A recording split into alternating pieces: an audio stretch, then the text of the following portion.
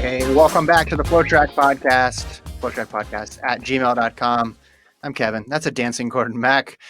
Despite the fact that the Sixers lost a couple of nights ago to the worst team in the NBA, the Detroit Pistons, you cannot break Gordon's spirit. Hey, they lost without Joel Embiid. Joel Embiid is 12-2. When Joel and Ben play, they're 12-1. They're playing the Lakers tonight. If you listen to this podcast on Wednesday, January 27th, if they beat the Lakers, signed, sealed, delivered, title coming to Philly. That's what it is. Are all the players going to participate tonight? Yeah, I think so. Hey, you know what? 2020 was the year. 2020 / a little bit of 2021 was the year of Tampa Bay, or just a year of Florida in general, right? Because you had the Tampa Bay Lightning making the NHL Finals. You had the Tampa Bay Rays. You had the Miami Heat, and now you have the Tampa Bay Bucks. You know, all of them making it to the finals. This year, 2021, it's the year of Philly. The Flyers are looking good. The Sixers obviously are looking good. Phillies just signed JT Realmuto. Now Bryce Harper's happy, so the Phillies are ready to go, and they're gonna. I'm telling you, Philadelphia sports 2021. Buy now. I know, because the stock market is going to be going high for the Philadelphia sports area. So buy now. Okay. So, that's good advice for Gordon. Yeah. We should, in the spirit of full disclosure, we should say, though, that every year you've said buy on Philadelphia sports dating back to the early 2000s. So don't actually buy, folks, if you're listening. My background's different. I'm in the office for the first time since last March due to a series of unfortunate events. So if I look weird, if I look more theatrical, I guess, though, this is going to be, Gordon, when we eventually can both come back in the office and we can sit next to each other again, this might be how it looks, although you would just be right next to me, like right here. That'd be weird. Yeah. You wouldn't be that close to me. You'd be a little bit farther away from me. But this if you look, soundstage background, people got to get used to it. If you look at the super old podcast, by super old, I mean less than a year old, the beginning podcasts, it's a handy cam with us just sitting right next to each other. You know, the audio quality's a little basic, but hey. We got a lawn though now. So I feel like even if we come back in person, we can't go back to the handy cam and iPhone audio ways. No. We need to figure out how to get a lawn doing something. It may not need to be a full studio production, but we need to do something that's a little bit jazzed up. I saw you sent me this morning an Instagram post from Taylor Werner announcing that she's going pro with Puma, confirming earlier reporting from FloTrack, aka Lincoln Shrike on the byline on that one.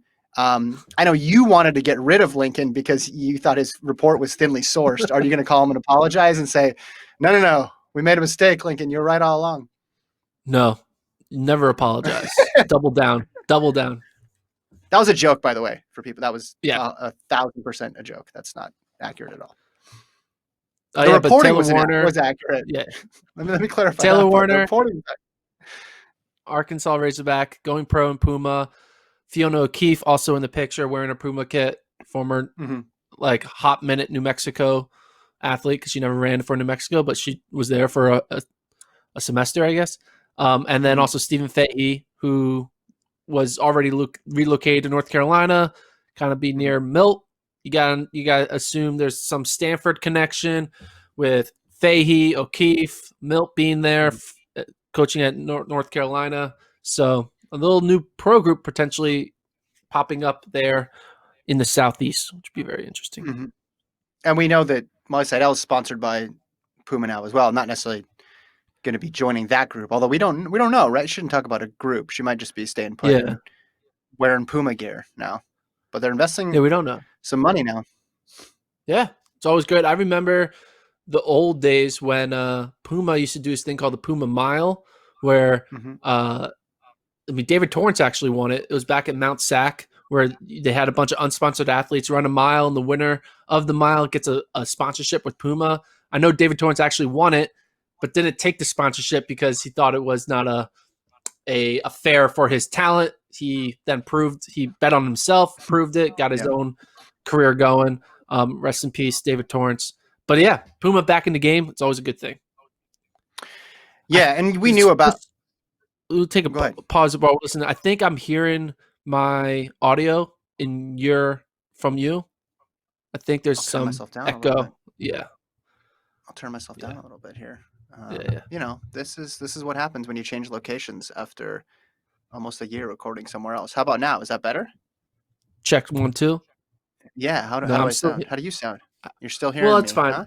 If Okay, we'll we'll keep we'll rolling. we'll see what we'll see what happens when people listen back to this. But if this is the worst podcast of all time, we apologize. It's all Kevin's fault.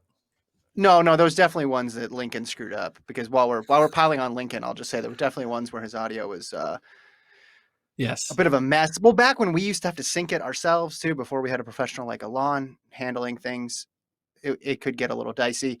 Yeah, so we knew that this was going to happen with the pro group, Milt involved likely, and Alistair Craig involved as well. Just don't know how big the roster is going to be.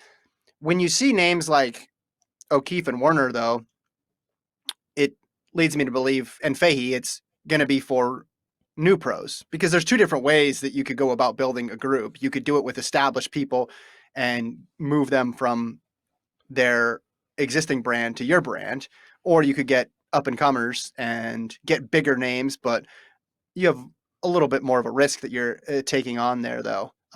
Although I mean, from the perspective of Werner, I think she's a dark horse 5,000 meter candidate. Now that's gotten to be an exceedingly hard team to make, but if you go back to last December 2019, when she ran what would have been the collegiate record if she was running in an Arkansas jersey indoors at BU and really put herself in there.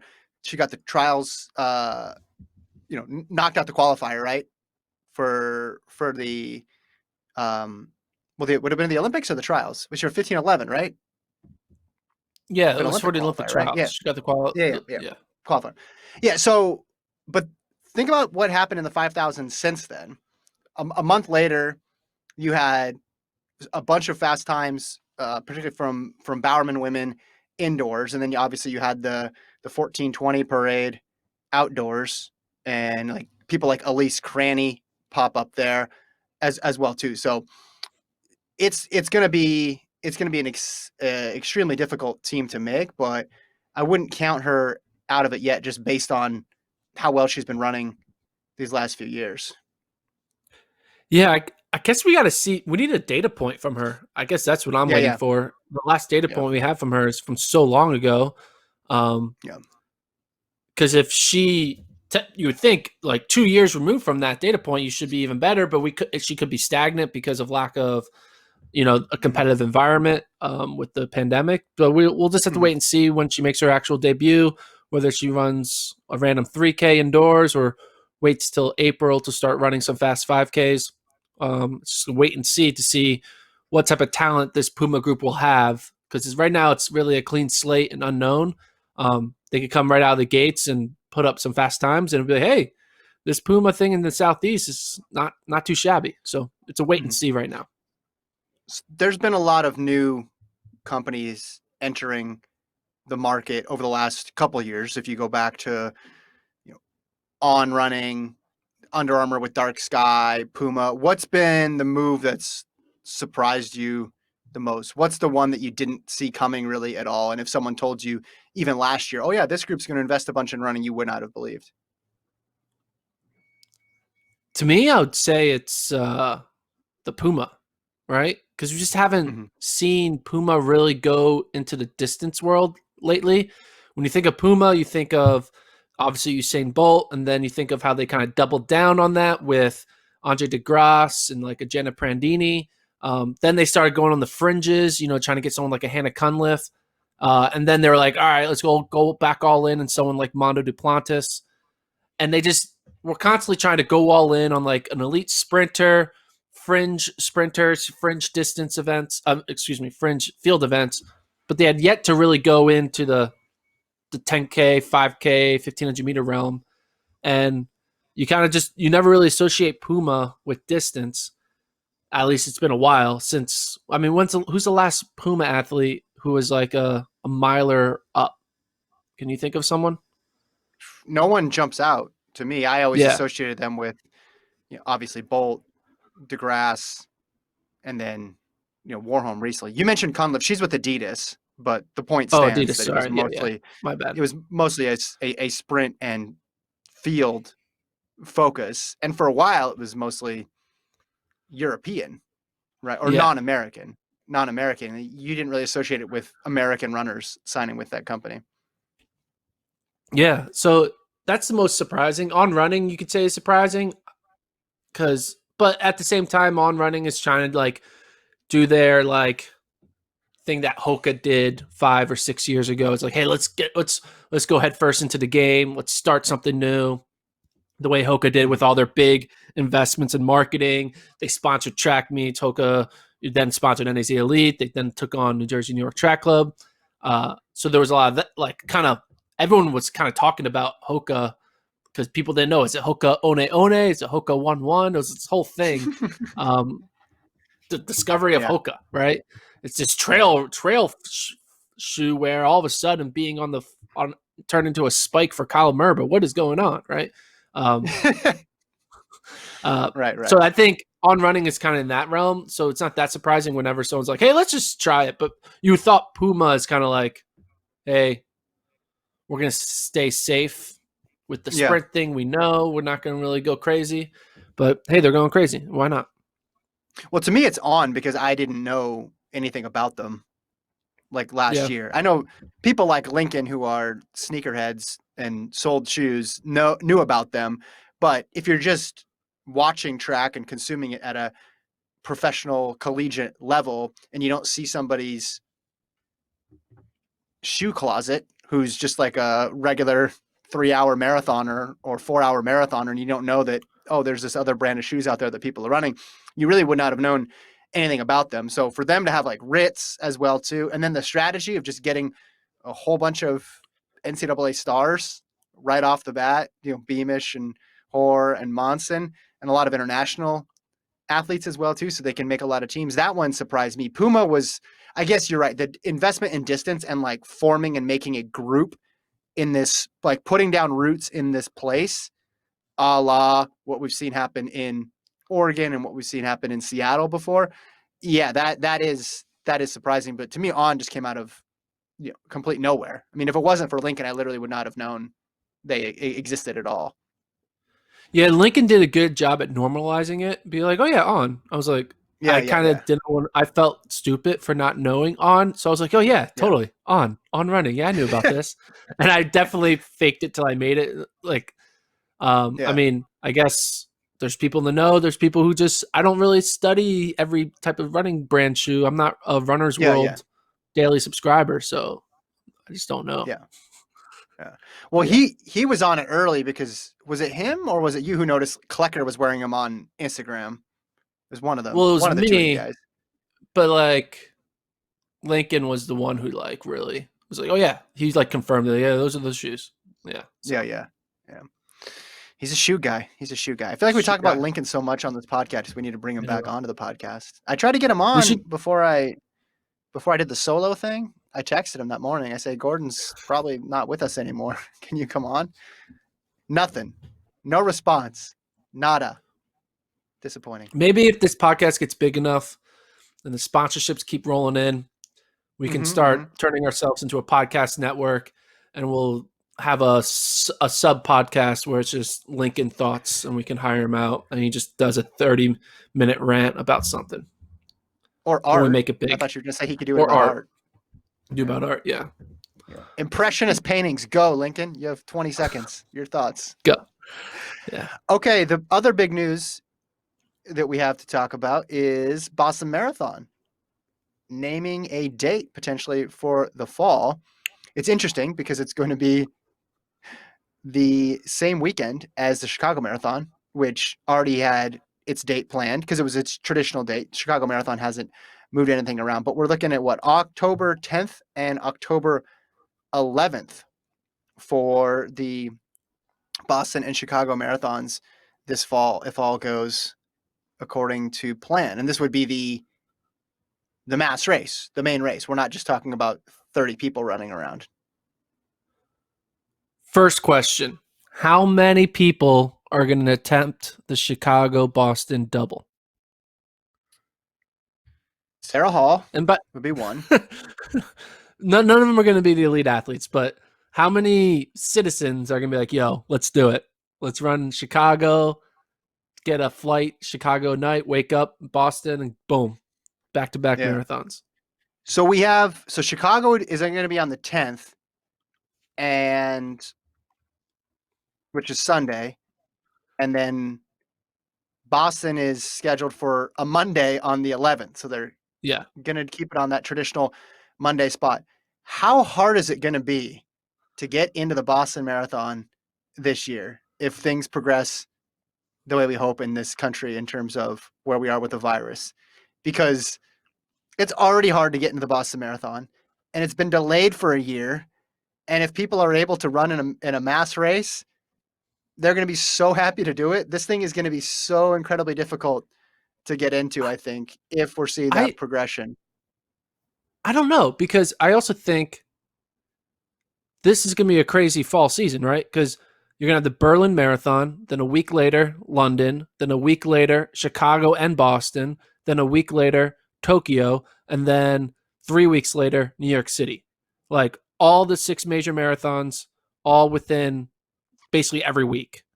Yeah. I think with all the no one is going to run multiple marathons in that 2-month span, right? I'm not talking about pros. I'm not talking about pros. I'm not talking about pros either. But like, if you're an American, you're gonna choose between Chicago, Boston, and New York. If you're just a citizen, like I want to run my first marathon, or I just want to run in a major marathon, you're gonna pick between those 3 cities. Yeah, but Boston carries so much more weight. Boston carries so much more weight than the other ones. It does.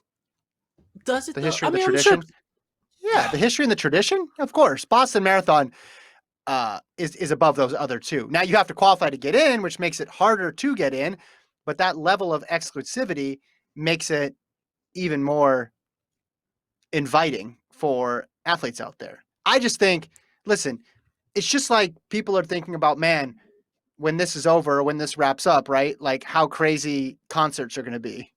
How crazy is it going to be to like get back and have a huge party with your friends? This is the equivalent to runners being able to go out and have a party again. And it's compounded by the fact that they didn't have it last year. And it's Boston Marathon, the one race that every runner wants to run to check off their bucket list. So I just think, man, because I hope we're in a place where it is going to happen, and it's going to be quite the celebration if it does. I mean, you know, runners, you have runners in your life. Do they want to run the Boston Marathon, or were they rather run the Chicago Marathon? Okay, yeah, they might want to run the Boston Marathon. Because I saw a person in your life on Twitter, which is what got me down this rabbit hole, tweeting about this exact thing. So you can disagree with me, but you'd also be disagreeing with somebody else in your life. I'm just saying, I understand that Boston might be number 1 on people's lists, but I think the fact it's a lot easier. Boston doesn't compete with any major marathon when it's in the April. It doesn't. It just is like we own everyone's spring marathon that are Americans. But now that it's competing against Chicago, New York, there are going to be people be like, yeah, I would have ran Boston, but it's the fall. I want to run New York, or it's the fall. I want to run Chicago. Like Boston isn't if given like a choice, though. I think if given a choice between those 3, Boston would be the clear favorite of just if you took a poll of men who've run whatever 240 and women who've run 255 or something, and you ask them, or 305 or something, and you ask them, I think Boston would be the overwhelming favorite. It's just different than the other 2. It just is all the tradition. And the fact that it is exclusive, that they do put in that cutoff mark, it makes people that much more interested to do it. And they're going to want to say they did this one. They're going to want to say they did this first one back. Well, I also think that the fairy tale that we are telling ourselves when this is all over, I don't think there's like going to be like a hard like moment. It's over. Now we just No, there's not. No, it's going to be a slow burn to being over, and therefore I think the idea of like, oh, everyone's going to want to go, I still think there's going to be people be like, hey, I don't know if I want to go. I still think there's going to be a dilution to it on people's feelings, and also the fact there's other events at the same time. Like, I don't think it's going to be like we're free from our cage of being in our apartments. We can go out and run and with the 50,000 people. Like I don't think it's going to be that crazy. But well, first of all, you're not invited to my We're Free party. I just took you off the list, so you can still send your regards, but you're not invited. I agree. It doesn't seem like there's going to be one day, but if the beginning of fall is the entree into normalcy or a newer type of normal, then you think by the time October rolls around, we'd be in a even better spot. And sure, it wouldn't be the bang bang, the immediate, okay, it's good to go out and we can do mass races now and the next day there's Boston. No, people have to wait a little bit. But that'll be the first Boston since then, and this will be the first New York, and this will be the first Chicago, those really, really big road races. So people will be patient. Some people I'm sure will opt out, but there'll be a huge appetite for it. You, again, will not be invited because of your negative attitude. So I'm sorry to say. A colleague of ours at another publication, Let's Run, John Galt, great guy. Love having post meet dinners with him. But he wrote an article about that was our last post meet dinner, by the way. I know it was. Indoors. Do you remember that? Yeah. Yes, I drank a Corona to be ironic, and look what happened. Yep. Again, not invited to my party. So go ahead. He wrote an article saying how the fact that all these elite marathons are all together, therefore all the elites are going to be spread out, which is a good thing for Americans because now it's going to be easier to podium because the Kenyans are not all at one event, or these East Africans aren't all there, or like all the good Americans aren't all at one event.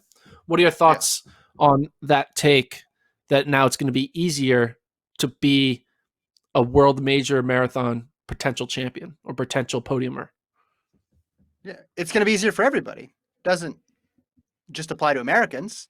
It's going to apply to anybody in the elite field because you're spread out over 5 marathons now, as opposed to 2 or 3. And you combine that with the fact of the Olympics happening in August. Maybe you're going to get some people who are slow recovering and aren't able to run. So yeah, it's just math at that point. You have only so many marathoners to spread out over so many major marathons that there's going to be some winners there who wouldn't ordinarily win. I don't think that that's the craziest take in the world. Do you disagree? No, I agree. Yeah, it makes sense. I don't think it's a good thing because I think we should. It's going to be hard to quantify it historically. You're right. Yeah. It's going to be if it does happen, if there is some weird situation where this one year you had every single major marathon happening over a month, so that way you have some pretty wonky champions. But I can't be too upset about this because I have long been in favor of the plan floated by Tony Revis, which is that you should alternate men and women as the elites for that season. So, for example, in the spring, you have Boston and London. One year, the elite men go to Boston and the elite women go to London. And then the next year, you flip it. And if you had that situation, you'd have people running, I don't know, 2:12 or something and winning London Marathon. Like, you'd have to explain to people, oh, no, that's an odd year for the London men. Those don't count. So it would be really weird when you would look through history and you'd see every other year random people winning the majors. I think it'd be worth it because the other year you'd get every single good person only in one race. I think that would be awesome. So it would make it worth it, but it would produce some head-scratching historical archives.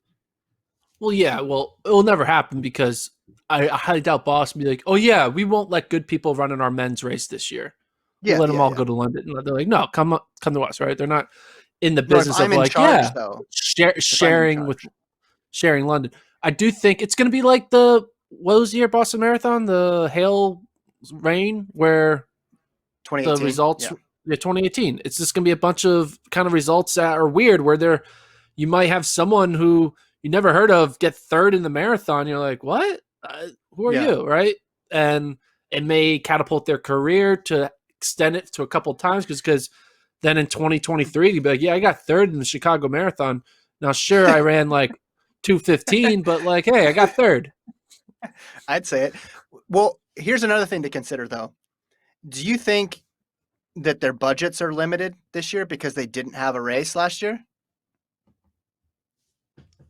Yeah, I bet budgets are limited, but I also think. So that would mean instead of, say, for example, inviting 20 elite men, maybe they're only inviting 12. So over the course of that stretch in the fall, you're just going to get like, it's not like they're going to get more. I mean, this goes to John's point, I guess, right? Like you're just going to get those 20 spots aren't going to get filled in by, they may not get filled in by um, pro runners, because there might be some pro runners who, especially from other countries, who are like, well, I'm not going to travel to this major marathon if I'm not going to get compensated. I'll stay and I'll do a small marathon, somewhere like where I can get a But bunch of prize money. But would you? I feel like these elite athletes are itching to go back to normalcy. So wouldn't the lure of like, hey, here's a legitimate race? Would you argue that these meet directors have a little bit of leverage of like, hey, don't you Yeah. want to go back Yeah. to normal? We may not be able to give you money, but like, hey, we're giving you a race opportunity that you haven't had for two years. Yeah, I guess the point that I'm trying to make, which is kind of strange, is that say there's like 60 slots, right? Yeah. In a normal fall. But then you add in 2 extra major marathons. Okay, so now it's up to, in a typical year, that would mean 100 slots. But what I'm saying is there may not be that many slots, which would decrease the depth even more. So it may not be that, the biggest shock might not be that we see a weird winner. It might be that we see just a really strange 5th place or 4th place, because some of the races are just going to be really shallow, because ordinarily where you'd fly in and pay for a 206, 207 guy to come from Ethiopia or Kenya or Uganda or Japan or wherever, you're not able to do that this year because of your budget. Everybody gets 3 really good people and that's it. But we know with DNFs too, it's going to, there's going to be at least one of these majors, if they go off as scheduled, where the person who wins would have been 50 to 1 odds or higher, I think. All right, here's a question. Ready? It's kind of like PTI. You are Eliud Kipchoge. Mm-hmm. What is your 2021 fall race schedule? I guess first it's Olympics, right? I run the Olympics, Gordon. That's the first thing I do. And I then run what? the Olympics and I win the Olympics. I don't know. He's not. Excuse me. He's not one who races a ton. I could see that being it for him. Okay. Next in question. 2021. I know that's not a very interesting answer, but I mean, I hope he run runs New York? New York. I would love for him to run New York or Boston. Yeah.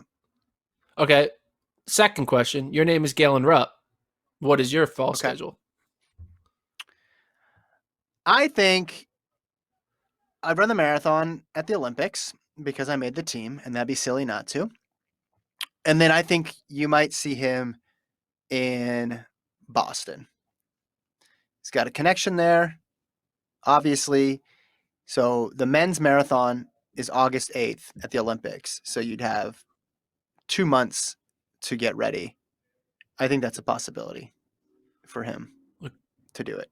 Okay. I'd like to see him. I'd like to see him in New York. I'd like to see a lot of these people in New York because they haven't run in New York before. But it's only 3 weeks difference. I don't know. I don't know if they weigh that versus all their other sponsor obligations. Go ahead. You're Sarah Hall. What do you do? All of them. No, I start in Berlin. No, I'm not even joking. Here, how about this?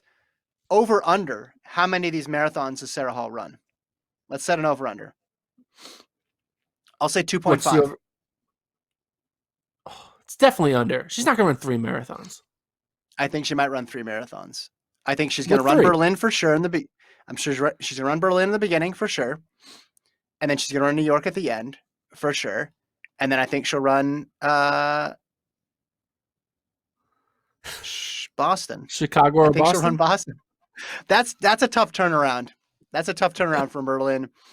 But what did she do? She did this really quick turnaround last year after Berlin, right? And it wasn't a marathon, but she ran another road race. I know it's not the same as running a marathon. It takes way more out of you. But at least she was able to get back to the start line. Okay, so she ran in 2019, Berlin. She ran on September 29th. Well, first of all, she ran a 20K on September 2nd. I guess that's just a tune-up. Okay, so September 29th, she ran Berlin. She also ran New York that year. And then October 6th, she ran a 2-mile, or 10-mile. So 7 days after she ran Berlin in 2019, she ran a 10-mile race. So she would have an extra couple days this year, but she'd have to go 16 miles farther. I really think the over-under is 2.5. I feel strongly about that. You want to take the under? Yeah, I don't know. If she made the Olympics, then 2.5 would be really, really, really hard. I think that it almost move up to 3.5 at that point, because I think 3 would be easy, because then she'd go August 7th and November 7th, the first marathon of this group and the last marathon of this group, and then she could pick anything in between, and she'd have plenty of time for her to recover. But the fact that she's not in the Olympic marathon makes it a little tricky. All right, you know what the plan is? What's the plan? Here. Get ready to clip this.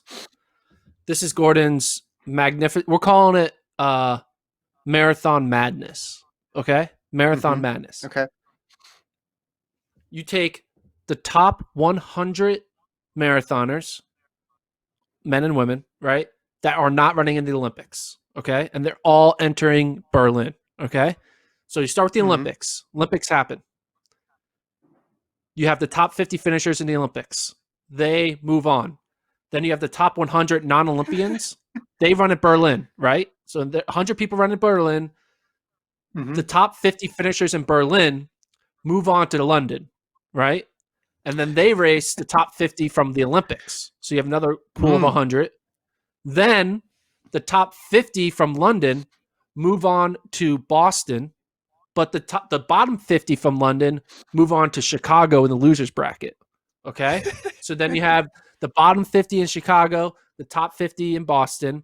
Then you split that out where the losers bracket moves on to Tokyo. So then you have the 25 winners of the losers bracket in Tokyo.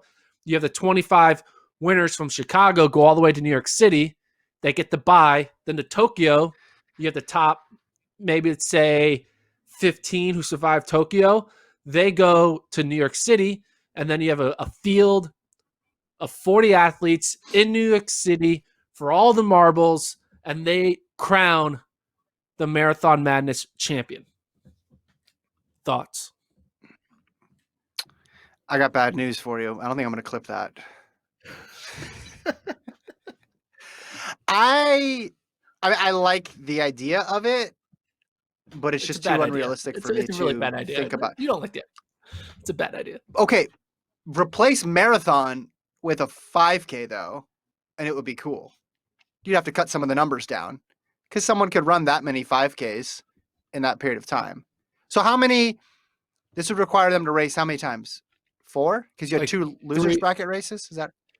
Yeah, 3 or 4. 3? I don't know. I don't do the exact math. It's just a way to what if we turned it into each marathon is a qualifier for the next.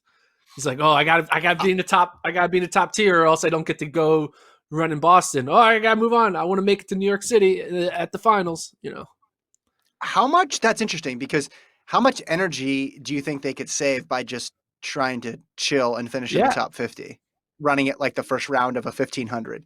It's a long way to go, so there'd be a lot of recovery that be required. But if Eliud Kipchoge say Eliud Kipchoge ran a 2:09 to safely qualify, do you think he'd be good the next week to train fully? How quickly would it take him to recover? Figure it Is out. it 2:09 for him like Shelby running a 4:05 1500? Is that about the equivalent? I guess we have a lot of is it 209 for like a Shelby running a what? Shelby running like a 4:05 1500. So I guess we have a bunch of 405 US marathoners. if Shelby running 405, because you just said 209 is like a slow Shelby time. That's kind of disrespecting our US who get up every day to scream about their 209 PR. Meanwhile, Kipchoge runs it backwards. This is why Lincoln had to leave, because of these exact takes. No, I just picked a time out of nowhere, basically saying, how long can Eliud Kipchoge cruise? How comfortably could he get through these races where he would not need to recover fully and could theoretically run multiple marathons? Because he's going on long runs all the time in training. So this would essentially just be his long run. The reason I thought of Shelby was, remember one of those how different is a races over the year when she was pacing? Sorry. How different is a 210 from a 203? I think quite a bit. I mean, it's about 7 minutes when I do the math in my head. Yeah, but 7 minutes over 26, it's like, I think one of them is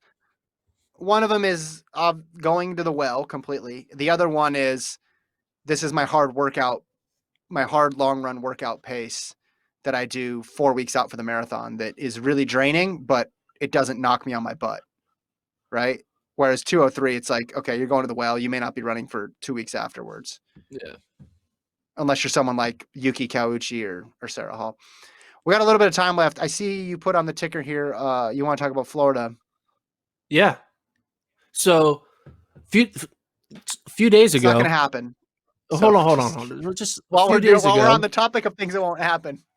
Yeah, a few days ago, when there was news of Olympics might not be happening, I tweeted out, "Hey, here's an idea. Why don't we spread out the Olympics across the world, smaller bubbles?" And we tweeted from the FloTrack account, which city should host track? And I said, which city? And Trayvon Bromell, first one to respond, just said Florida. And then someone responded to me like, that's not a city, bro.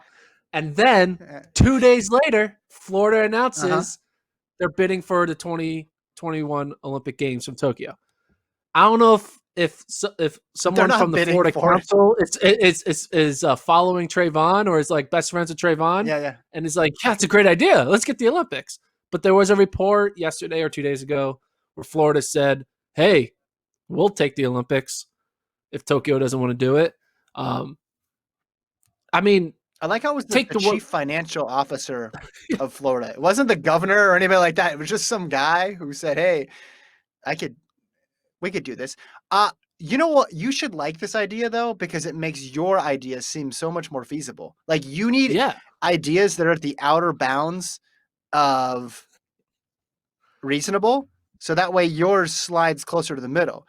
Because after hearing about this, the idea of multiple bubbles is like, it kind of makes sense. It's not as crazy as moving them all to Florida. Well, here's a question. Take Florida out of it.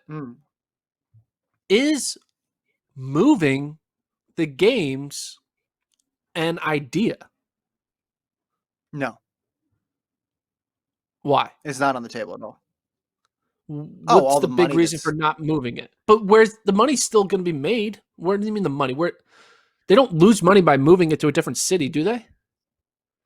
The city loses buckets and buckets and buckets of money. Well, if the city wants to cancel it, then they're going to lose the money anyway. And I don't think as a whole the city does want to cancel it, because I don't think that was a representative sample of everybody. It was one anonymous quote. So I also think that you'd have a lot more like if you look at Japan's numbers versus Florida's numbers, it's not close right now. So if you're trying to get other people to, like, if you want to make sure that everybody shows up to the Olympics and don't have these watered down fields that you were talking about for the fall marathons, I don't think that would be the. I think keeping it in Japan is a good spot. I've become more optimistic about this since we talked about it. Was it Monday or last week? I don't even remember. I don't remember. I think it was Monday or Friday. Yeah, No, it was Friday. I'm more optimistic. Optimistic about what? Is going to happen. Got it. In Tokyo. I think fans are unlikely, but I think it's going to happen in Tokyo. And listen, I've been optimistic before and I've been wrong a lot. So I'm the guy who wants to have a party at the Boston Marathon. Yeah. Yeah. Well, I'm choosing optimism, but I just think they're going to get enough people vaccinated. Like they're going to get enough athletes vaccinated. When you look at the sheer number, when you talked about the, what did we say, 20,000? And then even if you double that for support personnel, I think they'll be able to set something up. I think what is going to be tricky is the qualifying process. So countries where you need to qualify for events like the United States, where they don't have just one person who's really good, is going to be a little bit trickier, but they'll figure out a way around it. I just don't think a vaccine is like the flip the switch problem solve situation, because I think, they're like, is it going to be like you only can come in if you have proof that you got a vaccine? How are they going to prove that you got the vaccine? Like, it's just like, and like, I don't know. I just don't think vaccine. I think they'll literally do that. I think when you do international competition in a lot of different foreign countries, you're required to have proof of immunizations for different issues. Yeah. So I don't think wouldn't it be a bad PR look? Like, why is this elite athlete getting the vaccine over someone who's waiting in line in, the middle of nowhere type thing? Like, why do they get it first? Won't that be a thing? I think if the Olympics were right now, that might be a thing. But I think by the time this is where time is working in their advantage. We talked a lot about how, oh man, if the Olympics were just a little bit later or whatever, but I think this is one situation where that is working to their advantage because we'll be in a different spot there. I mean, to be honest, if someone said, hey, Kevin, either Gordon can get the vaccine or you can give it to the entire men's and women's 1500 meter team, I'm giving it to the men's and women's 1500 team. I'm sorry. Dude, man, what about me? I thought we were friends. Nah, you'll be fine. You'll be fine. And okay. But you do need to get it before you come to my big party that you don't want to go to. Yeah, I think that will fade by then. I mean, people thought there was going to be a big uproar about like accessibility to tests when the professional sports leagues had it and other people don't, and that faded. So I think this will fade as well too, because that issue still is pervasive. Yeah, but people just that's just because it took time to figure out how to make the tests bigger, faster, and better. Because in the beginning, it took a long time to figure out a test. So yeah, and I don't think it's crazy to be like, oh, we're gonna have this group of someone in who covers this stuff, or who's smart in this space. I was texting with him, and this person basically said, well, it's not crazy to like have almost like a staging area, right? A few weeks out or a few months out where you keep people and are able to distance, and then you move them from there, get their second shot. Or by then maybe there'll be enough one dose shots as well too. So it's just like the process speeds up and then you go from there. There's no doubt going to be complications. It's not going to be perfect because it's a medical issue and it's a pandemic, but I think it'll get figured out. I think they'll have enough time and initiative to do it. And if they don't figure it out, it's always come down to the Sunshine State.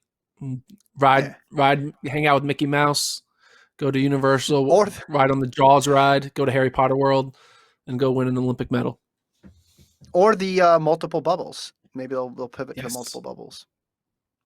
I do think, not to give your idea too much credit because I feel like you're getting a little ahead of yourself here, but I think if they knew 6 months ago, Japan's resistance to it, Tokyo's resistance to it, I think they would have started, and maybe they do have backup plans, but I think they maybe would have started that thought process earlier of just like, we don't want this PR headache of like a city not wanting it. Let's spread it out. Let's figure out how we can do this and make it work. But now I think they're committed. They're all in now. Yeah. The way I'm committed to my Sixers tonight, 6:30 Central, takes. Live on ESPN. Lakers versus Sixers. Dude, I'm telling you, if the Sixers destroy the Lakers, don't make a friendly wager. Who wins? Don't make a bet. I'll bet you the Sixers win. You want to make that bet? No, I'm not going to bet you. I don't have enough. Ooh, that means you think they're going to win. Yes. Where is the game? Philly. I don't know who's playing. You never know who's playing in these games. Assuming everyone's playing. Anyway. I don't know. I've seen the Lakers lose some games they should have won this year, and obviously the Sixers are great at losing games that they should have won because that's what makes them the Sixers. So, we'll leave it there. Friday we're gonna have a big weekend preview, and I will not be in this dark room, so I'll be a little sharper on Friday. This was an adjustment for me, but if you're email the pod, and we are going to Vegas on Monday, so email us what we should do in Vegas. We'll talk about what we should do. We should plan our Vegas trip on the pod Friday because we're going to Vegas. So we'll plan our Vegas trip on the pod and preview cross country and track. I'm Gordon. This is Kevin. Email the pod, FloTrack Podcast at gmail.com. We'll see you Friday.